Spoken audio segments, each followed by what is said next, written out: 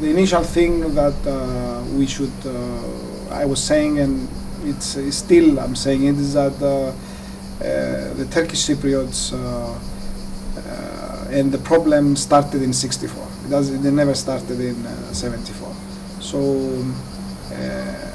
our side, the Greek side, we had the idea that the war happened just in a day because Turkey decided to invade Cyprus in '74. It was a history of 10 years before that, and the Turkish Cypriots, they were abused, they were sent into their villages, and Greek Cypriots, they made a lot of effort to make life difficult for them. And those Turkish Cypriots, they've been living for 10 years in a hell, in camps, and suddenly in 1974 they made crimes also against the Greek Cypriots, and our side never understood this. Now it's a lot of politicians, they are using that and they are saying that, so it's a lot of population in Cyprus, in the Greek side, they understand this, that we made a lot of things also. Well, I can say in the last 3-4 years, maybe now even more. Of course, always there are the politicians or the people that they are one-sided. They will never understand, they will never, they will always have their own opinion.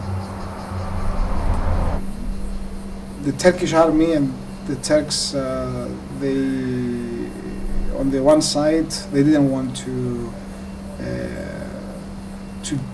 give information. Our side, they were using, the Greek side, they were using the missing persons. For many years, they were using that against Turkey, politically. After the opening of the borders, humans, I mean Turkish Cypriots, Greek Cypriots, they start talking. And people like Sergio, which made a lot of work on this, he made interviews and he created awareness about the missing people and where the people they were buried and what happened. And suddenly she discovers people that they were willing to talk. So especially Turkish Cypriots, they talked, they showed mass graves, and they found a lot of bones, a lot of buried bones. And now it's moving, which is good. What I'm sad about is that the Greek side is not giving a lot of information. It's my feeling that the Turkish Cypriots, they give a lot more information about the missing people and where the Greeks were buried. But the Greeks, Cypriots, they don't, those that they know about crimes or they committed crimes, they keep their mouth shut. It's difficult. It's very difficult. It's a culture. It's difficult to say that I committed a crime. Or we know what happened in South Africa. We know what happened in other countries. That they decided to say, okay, tell us what happened and we do nothing. Here it's not happening. It's too early. It's too early for that. And people, they are not willing to talk. 35 years is too early. Well, yes. There are people that they committed crimes or they did things against Turkish Cypriots, or Turkish Cypriots that they did things against Greek Cypriots, that they are still in key positions. Well, forgiveness is part of our of the religion, of every religion. You forgive, and this is what all the religions say. You forgive what those that they made something to you. So it's not only part of the religion. It's something that it's guarantee your future if you forgive. We have here two roads to go. One road is to continue the vendetta. I tell my kids, you go and kill those, they did this, and we continue the same rivalry. The other thing is to forgive, analyze what happened, find out what the history was, and continue a better future, a peaceful future. I decided to do the second. That's what I teach my children. Yes, I think those that they suffer, I found out that historically they feel different. They feel that there is we have to do something. They feel guilty about what happened, and we want to prevent the same thing happening in the future.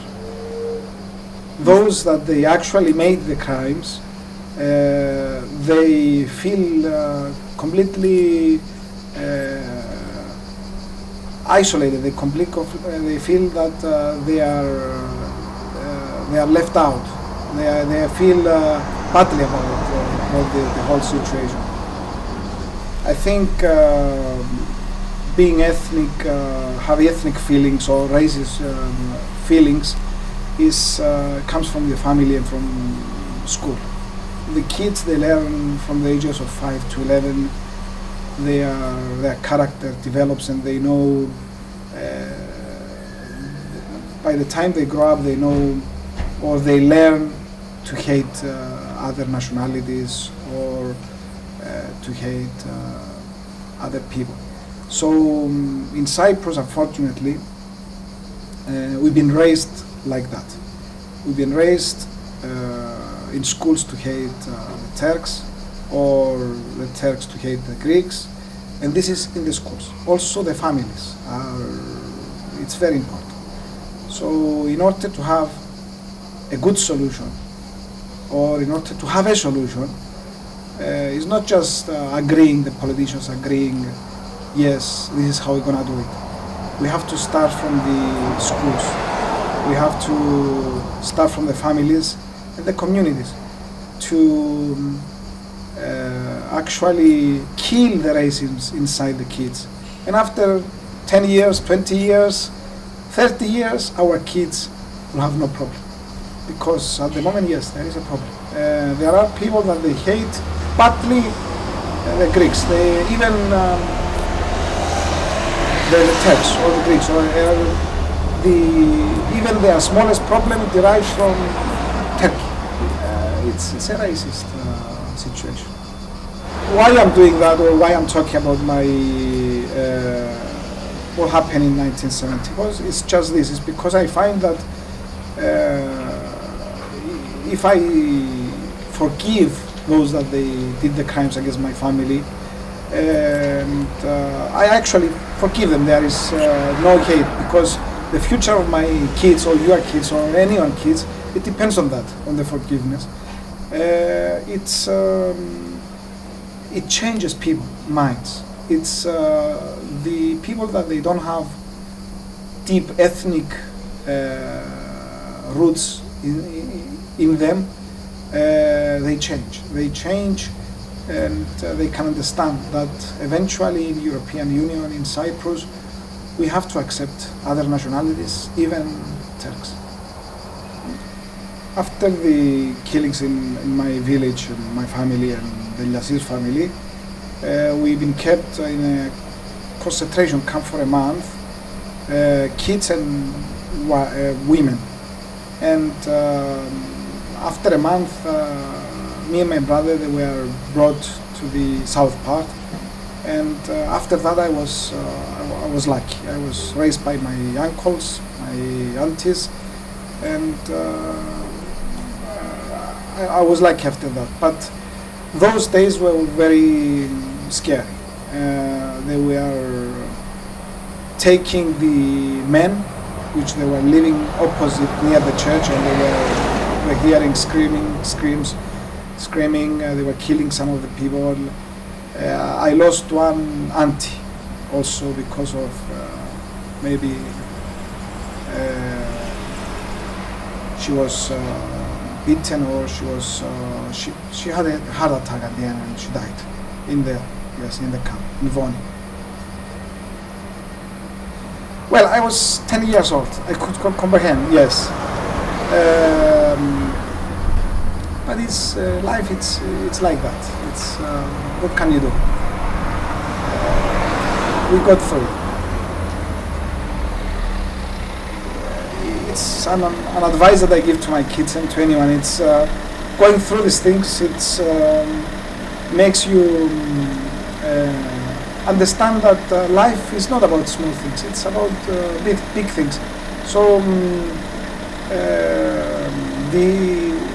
we shouldn't worry about everyday small things, about what's happening to us, on an everyday life. Okay, it worries us, but life it's long. It changes every day. It's a new day every day, and after what happened to me, why worry about small things?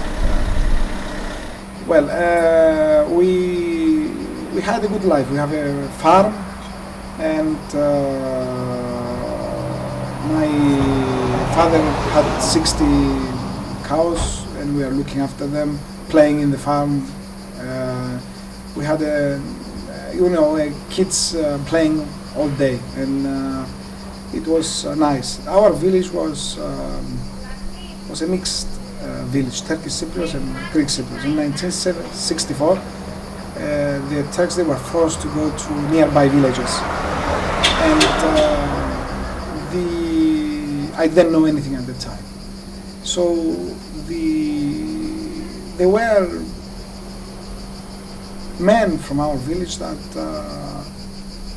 actually were abusing the Turks, going the night and doing terrible things to Turkish Cypriots. And those people that they were doing those things, they were saying those things at the cafes.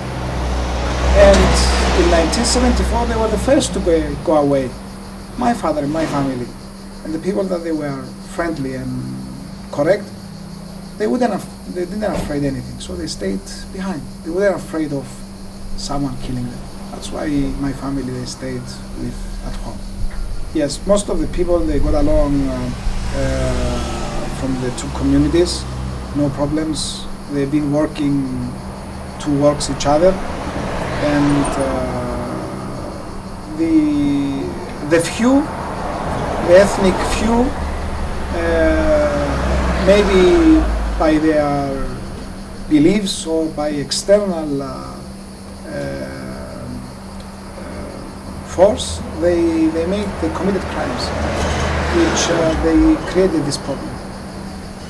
Meeting Turkish Cypriots, actual Turkish Cypriots that they were born in Cyprus and they were their families they have deep roots here. Meeting those people, we understand that they are minority in their minority part. The first thing that Turkey did after 74, they brought 200,000 Turks from Anatolia, and they changed the demographics. So whatever the Turkish Cypriots want is not what the whole community over there wants. So the army and the Turks actually control the Turkish Cypriots' votes or whatever. So meeting those people, opening the borders and exchanging views with those people, it helps our side understand. It will take time, but I think more and more people, they are understanding why it happened, what happened, analyzing and seeing what the correct future is. As I said before, I don't like to. I'm not a politician. I don't like to talk about politicians, but my solution to the problem is for the Turkish army to leave. If the 50,000 troops tomorrow they leave, we can find the solutions with the Turkish Cypriots, no problem. I think they want more independence from Turkey than we want. It's Turkey that wants to keep part of Cyprus for military reasons, for controlling reasons.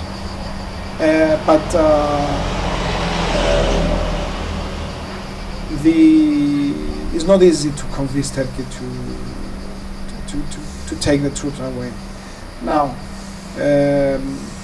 even though if we find a solution with one government, with the Turkish Cypriots, we're going to have the ethnic people creating small problems in the future also. Maybe they feel unhappy, they hate each other, those few again. And my idea is that we should do what the Germans do continuously. The Germans, they kept the concentration camps open as a memorial. They actually take the kids and the youngsters, and they tell them, look, this is what your grandfather did to the other Germans, to the other people, and they show the pictures, and they actually killing the evil racism inside them. So they are doing that consciously. They don't feel bad about that. They use the history as a memorial for the future. We should do the same at schools. And the truth is the only thing that will guide our future.